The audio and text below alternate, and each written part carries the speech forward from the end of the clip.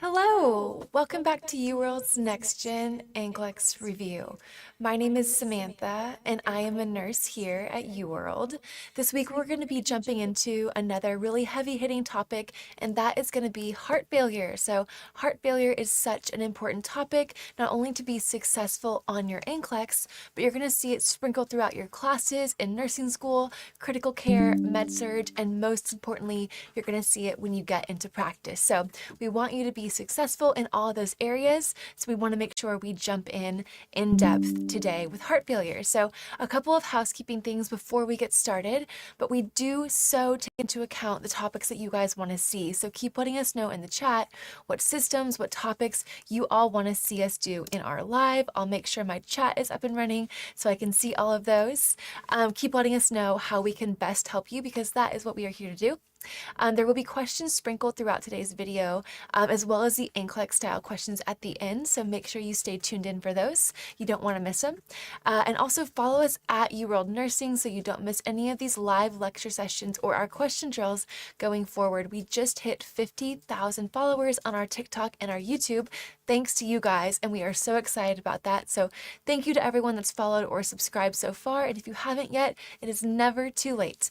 So this live, just so you know, will be on demand on all of our social channels when we're done here today. So if something doesn't quite make sense or you want to revisit it in the future when you study, you can always do that on our social channels. As always, drop your questions, drop your comments in the chat. And of course, drop your answers to our questions today in the chat. We have Nurse Jackie moderating today, and she is excited to hear from you all. So let's get that chat up and going by letting us know where everyone is joining from. Who is joining us from here in the good old USA? Who is joining us internationally? Wherever you're coming from, we are so happy to have you here.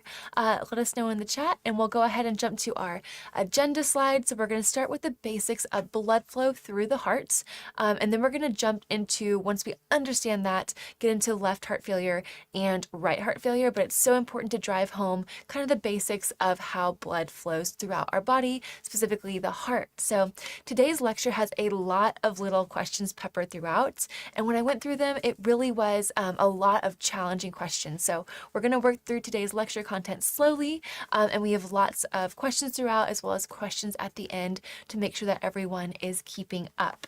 Alrighty, so let's get started, and I already see a lot of people joining. Hawaii, USA. Oh, I wish I was in Hawaii right now.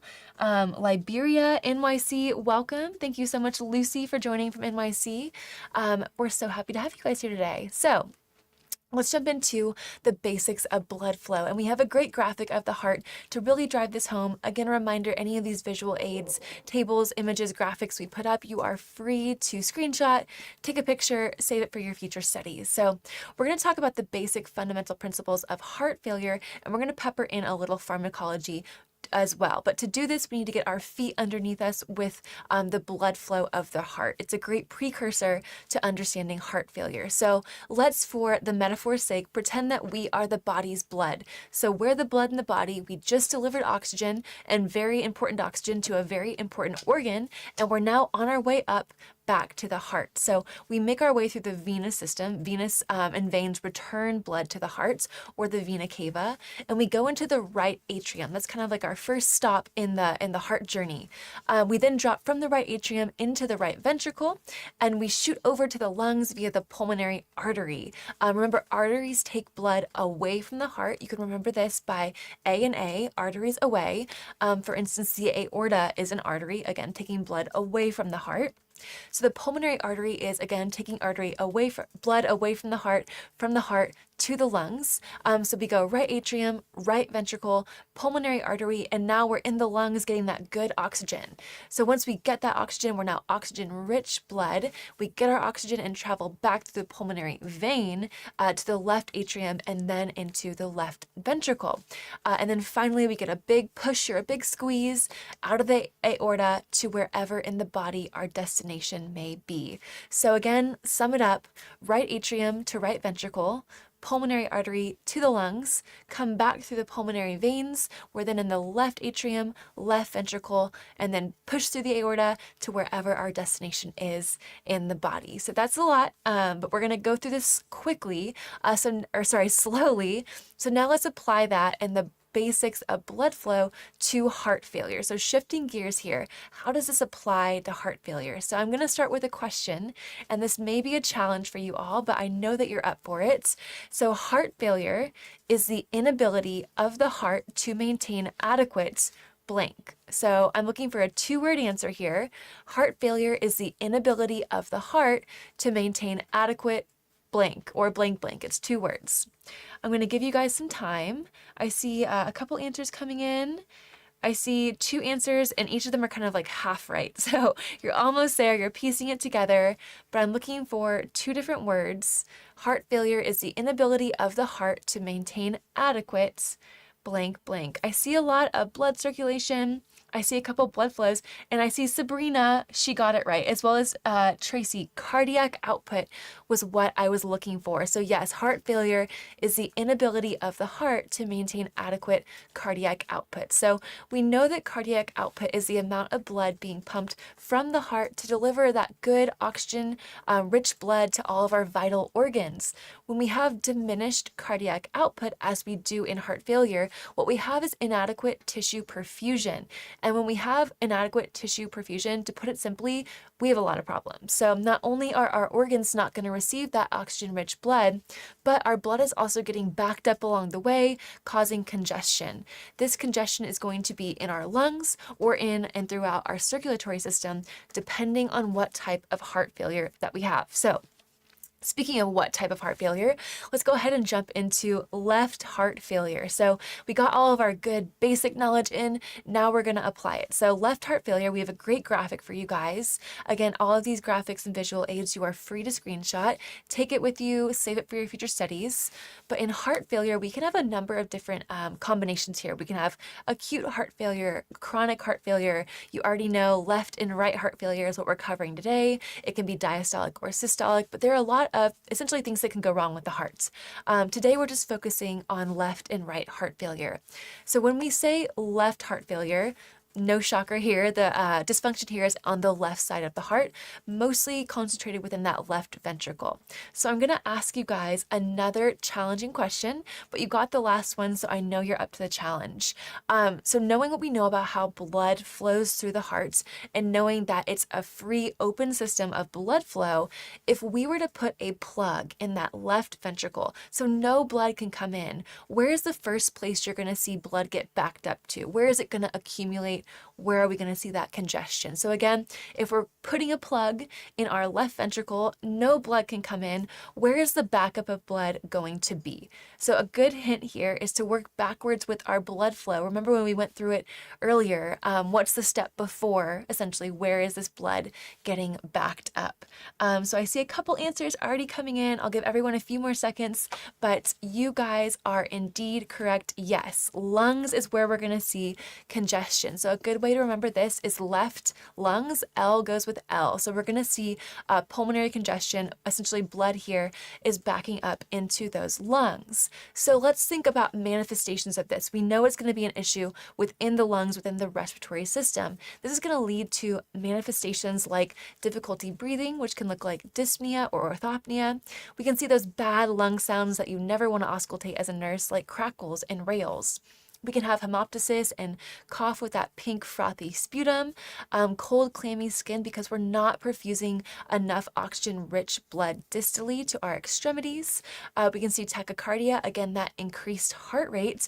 We're not having adequate cardiac output as we already established, so the heart rate increases to try and compensate for that and put more out, really kind of a quantity over quality thing here. That's why we see tachycardia, and these clients can also see weight gain. So looking into causes, what are the causes of left heart failure? Why do we see clients dealing with this condition? So the causes of left heart failure essentially are going to be anything that weaken the heart as a pump, because that's the main function of the heart, is to pump blood. So think about things like hypertension, which is high blood pressure. That's like essentially the heart is trying to pump against the wind. So when you have high blood pressure, the heart has to pump harder to get the same result. It's kind of like running against the wind. You have to work harder, run faster faster, it takes more effort essentially to get to the same spot. So because of this, because the heart is essentially pumping against the wind, so to speak, the heart gets tired. The heart muscle compensates by getting bigger, and essentially what we see is our heart as a pump gets less effective over time.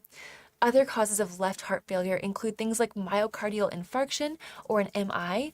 Left valve problems can also cause it. We have backflow of blood there, as well as dysrhythmias. All right, so that sums up our left heart failure. Now we're going to jump over to the right side, right heart failure. So we're going to follow most of the same principles for left heart failure. We're just literally flipping it to the other side and focusing on dysfunction of the right side of the heart, i.e. right heart failure. So again, I'm going to challenge you guys to work backwards in our blood flow to identify where our manifestations are going to lie. So earlier we plugged our left ventricle for left heart failure. Now we're taking that plug out. We're back to status quo. And now for right heart failure, visualize the other side. We put a plug in our right ventricle, so no blood can get into our right ventricle. If we do this, where are we going to see that blood accumulate? Where is it going to get backed up and congested? Again, work backwards in our blood flow that we went over originally. If we put a plug in that right ventricle, where are we going to see blood get backed up in? I'll put it out to the chat. Make sure you let us know. I see a couple of answers coming in already. Way to go, you guys. But good job. I see, let's see. Shakur says edema. I see James says the body, way to go. Beth says the tissue. So yeah, you are all in the right vein. It gets backed up into the body in that venous system. We see backup, and this is why we see these big overloads, fluid overload, circulatory overload. All that blood essentially has gone off to distal parts of the body. It's dropped off the oxygen. Now it's oxygen poor blood. So it's trying to get back up to the heart so it can get into the heart, get pushed over to the lungs, get refilled with that good oxygen. So essentially when we see backup with right heart failure, what we're seeing is it's blood in the venous system that's like knocking on the heart's door, but not quite able to get in. It's just sitting there with no oxygen trying to get in. So the manifestations, now that we know that this backs up into the body, we're going to see the backup of blood again into that venous system, which will cause edema. And this can look like peripheral edema. So again, kind of in the legs and extremities. It can look like ascites, which is the buildup, accumulation of fluid in the abdomen, having those big distended bellies. This is a really uncomfortable condition to experience. Clients can see distended neck veins, or that JVD, jugular venous distension. And we can also see enlargement of the liver and the spleen, being hepatomegaly and splenomegaly. So what are the causes? So the typical culprit for right heart failure is going to be left heart failure. It all goes hand in hand. It essentially infiltrates from one side to the other. Other things that can cause this are things like lung disease, or valve problems can also cause right heart failure. Alrighty, so now we're going to kind of piece everything together and look at our overarching intervention. So how do we manage heart failure pharmacologically? What are our medical interventions? Again, we're going to focus on our blood flow, and we want to use medications that accomplish a couple of things for us, really three main things. We want them to first reduce the amount of fluid coming into the heart, that preload, so decreasing our circulating fluid volume. Our second thing we want to do is to maximize the function of the heart. Remember, the heart is a pump, and in heart failure, we're seeing that pump weaken. So we want to include medications that help us get the biggest squeeze with each pump, or increase our ejection fraction. And lastly, we want to do things to reduce the afterload, or the blood pressure of our body, so essentially reduce that hypertension. Again, 1, 2, and 3, we have three major things that we want to accomplish with our pharmacological interventions. So there are a lot of different drugs that can do this, but we're going to focus on three main drug classes, and those are going to be our diuretics, our beta blockers, and our ACE inhibitors. So hopefully those are kind of familiar to you guys already. So starting with diuretics, this tackles that first point. It decreases our preload and reduces the volume in our venous blood. So it essentially hits that first point that we talked about, which again was reducing the amount of fluid coming into the heart. So again, reducing that circulating fluid volume. So how it does it is it essentially decreases the amount of circulating fluid volume by excreting it via the kidneys, or that GU, or genitourinary system. So So there are a couple different classes of diuretics. I bet you guys are already pretty familiar with a lot of them, but we have loop diuretics. These are maybe our most common because this includes furosemide, or Lasix is the trade name. This is such a common diuretic. We see thiazide diuretics like a hydrochlorothiazide, osmotic diuretics like a dapagliflozin, I may have said that wrong, excuse me, and a potassium-sparing diuretic as well, like a spironolactone or an aldactone. Again, potassium-sparing just means that it doesn't excrete as much potassium, so we're able to hang on to this. In our diuretics that are not potassium-sparing, that do get rid of it, we have the potential for hyperkalemia or high potassium, and in our, hypokalemia or low potassium, and in our potassium-sparing diuretics, we do have the proclivity for high potassium or hyperkalemia. So just important to remember that. Moving on to beta blockers. So what beta blockers do is kind of accomplish the second point. They help to lower the heart rate, help the heart to rest a bit because it's really overworked in heart failure, and it also helps to decrease that afterload. So examples here, one of the most common ones is going to be Coreg or Carvedilol or metoprolol is a very common beta blocker. And lastly, of our three main meds, we're going to cover ACE inhibitors. So ACE inhibitors decrease afterload and that systemic vascular resistance. They also work to increase renal blood flow so we can get more blood through the kidneys so they're able to filter more volume out of it, hopefully. ACE inhibitors work to relieve many of these heart failure related symptoms, and it includes medications like a ramipril, a lisinopril, a captopril are really common ones. So those are our three main, really maintenance medications. We do have a couple other ones that were worth including. I'm going to go over kind of quickly. Alrighty, so other medications we may see these heart failure clients on is an anticoagulant. This is so common, especially if they have like a concurrent AFib or atrial fibrillation. They may be on antidysrhythmic drugs, and we can also see in more of a higher level of care, if they're in an acute or an exacerbated state of heart failure, we can give them morphine. Morphine helps to vasodilate, which can help reduce some of that pulmonary congestion. Again, this is a very high alert drug though. It's given in a clinical setting, and too much morphine does risk respiratory depression. We may give positive inotropes, so this helps to increase that cardiac output, increase the heart contractility, aka just strengthen the heart as a pump, make it more, getting more use out of it. Examples of this include dopamine, dobutamine, and digoxin, but these, especially digoxin, are high alert medications. So digoxin in particular has a very narrow therapeutic index, so these require a higher level of care. They're not really maintenance medications that we would send a client home on. They're more in a state of exacerbation what we're giving in a hospital or a clinical setting. In that same vein, we can use other vasodilators like nitrates or nitroglycerin or a nitroprusside, aka a nitropress. So these help to kind of accomplish all 3 points. They decrease afterload, preload, and help to reduce that blood pressure. These really accomplish all 3 points that we mentioned earlier. So just like our positive inotropes, that digoxin, nitro also requires a higher level of care. These are not just send home maintenance medication, take every morning and night with your meals. These are in a hospital, closely titrated kind of medications. Alrighty, so we are going to go ahead and move on to our NCLEX style questions. Great job, you guys. This is really complicated material, but you guys are doing so well for it. So let's go ahead and move on to question 1. So the nurse is reviewing new medication prescriptions for a client with chronic heart failure. The nurse should clarify the prescription for option 1 is furosemide, option 2 is metoprolol, option 3 is celecoxib, 4 is lisinopril. Alrighty, go ahead and drop your answers in the chat. I sure hope some of these meds look familiar because we did go over them. Alrighty, and so on our UWorld Nursing page, so uworldnursing.com is the homepage for all of our nursing efforts. We have a new offering that we just put on there in the last few days, and that is our Question of the Week feature. So if you go to uworldnursing.com, you're able to scroll to the bottom, and there's a link for the Question of the Week. So now not only are we offering these live sessions multiple times a week and our Question of the Day that we post on all of our social media channels, but now we also have a Question of the Week. So I really encourage you all, go and check out all of these free resources that we are offering at uworldnursing.com. We're really trying to meet the need. I know that this is a really big testing month, but take advantage of these free resources. Again, Question of the Week is available at uworldnursing.com.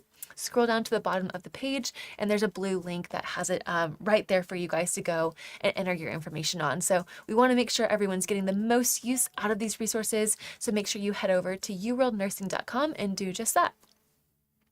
Alrighty, so I'm going to go ahead and check the chats. Priscilla says UWorld is wonderful. Thank you so much, Priscilla. But I see almost 100% correct answers. Way to go, you guys. I was looking for number 3. That is our correct answer because it's our incorrect prescription. Therefore, we should clarify it and call our provider and say, hey, what are you thinking with this? So I'm going to go over our correct options first because they were hopefully familiar to you guys. But furosemide, again, this is a loop diuretic. It's Lasix. This is needed to decrease the preload, aka that circulating fluid volume that may be in our venous blood. This would be indicated. Metoprolol is a beta blocker, which helps to decrease the afterload, reduce our heart rate. This is indeed indicated for heart failure. Lisinopril is an ACE inhibitor. This helps to decrease afterload, decrease blood pressure overall. All of these are used for chronic heart failure. These are our maintenance medications, so we would definitely want to give these. Option number 3 was our correct option because it's our incorrect prescription. So this is a COX-2 inhibitor. It's a type of NSAID, and what it does is we don't want to do this because our kidneys are already strained, because in heart failure we know we see increasing circulating fluid volumes. So our kidneys are already kind of overloaded. They may not be getting perfused appropriately. So NSAIDs further increase the risk of kidney injury. If we already have an overworked, overloaded kidney, we don't want to give a medication that's going to put even more stress on it. This is not safe to give. Therefore, we would clarify the prescription, call the provider, and say, hey, this is not correct. So option 3 was our correct option because it's our incorrect prescription. Alrighty, and I see someone says they read the question wrong. Happens all the time. My biggest hint and tip for the NCLEX is go slow, read through every question, every option. Make sure you don't speed through anything because you might miss something, especially if the question is positively worded, meaning you should select a correct option, or negatively worded, meaning you should select the incorrect option. So again, always important to slow down on your NCLEX style questions. Alrighty, question number 2. Way to go on that one, you guys. I think almost all of you got that one right. So on question number 2, we're switching gears here. This is a priority question. So the nurse is caring for assigned clients. The nurse should first assess the client who has. Option 1 is chronic obstructive pulmonary disease, or COPD, a pulse oximetry reading of 91% on room air, and reports a chronic cough. Option 2 is atrial fibrillation, or AFib, an elevated heart rate, and reports occasional fluttering feeling in the chest. Option 3 is fibromyalgia, fatigue, and reports generalized pain, rated as a 7 on a scale of 0 to 10. And lastly, option 4, heart failure, edema of the lower extremities, and reports dyspnea. Alrighty, you guys, let us know what you're thinking. I see lots of answers coming through in the chat. In the meantime, we go live 5 times a week now, but we're going live on Wednesday for a GI, or a gastrointestinal question drill at 2 and 3 p.m. Central Time tomorrow on Wednesday. And on Thursday, we're back with a most missed question drill. Our most missed question drills are very, very popular. So make sure you check those out. We're going to be going live at 11 a.m. Central Time as well as 3 p.m. Central Time. So we have a morning session for everyone that's more of a morning person, and an afternoon one for anyone that's busy in the morning. So make sure you join those. Again, GI question drills and most missed question drills. Alrighty, so I see a bit of a mix of answers. I see mostly 4, I see some 2s, and I see a couple of 3s. So let's go over this. Our correct option was option 4. This is our priority. The client with heart failure, edema of the lower extremities, and reports dyspnea. So why is this correct? Because this indicates an exacerbation of this condition. So this client has heart failure, they're experiencing dyspnea, again, some of that pulmonary congestion. They have the edema, which could be a backup in that venous blood, right and left heart failure. This is an exacerbated state of the condition. Options 1, 2, and 3 describe, important, pertinent condition, but they all also describe expected findings here. So COPD, these clients are, as an option 1, are so often going to live at a baseline lower O2 sat. So a 91% for them is actually pretty good. We're aiming for anything essentially above 88% in a COPD client. So we're not concerned about them. This is probably their baseline. And a chronic cough, again, something that we commonly see in a COPD client. This is expected. Option 2, atrial fibrillation. We will see that fluttering feeling in clients with AFib. This is something that we see. It goes along concurrently with this condition. It more denotes the expected findings rather than an exacerbation of the condition. And lastly, option 3, fibromyalgia. These clients unfortunately live in states of chronic pain. So having them on a scale of 7 to 10, again, we don't want any of our clients to be in pain, but we would visit this client and give them pain medication after we saw our heart failure client in a state of acute exacerbation. So again, option 4 was our correct option because it denotes the exacerbation, not the expected findings. But way to go, you guys. Great job on that one. I see a lot of people that said 4 is with exacerbation, so you clearly got the gist of the question. We're going to quickly show a QBank slide. This is a look for all of our users that are already on UWorld. Here's how you get more cardiac questions. Again, it doesn't specifically filter to heart failure, but this is how you get adult health cardiac questions. So you can go after this and practice a few more. In closing, thank you so much for staying tuned. I hope you found today's material to be helpful. Heart failure involves a lot of underlying patho. So there are a host of things like blood flow, oxygenation, circulatory concepts that you need to understand before heart failure in total is going to make sense to you. So today's lecture included some really tricky stuff, but you all did a phenomenal job of keeping up. Way to go. A reminder that all of these lives will still be on demand on our social channels after we're done. Join us tomorrow at 2 and 3 p.m. Central Standard Time for our GI question drill. And thank you so much for joining. I'm excited to see you guys next time.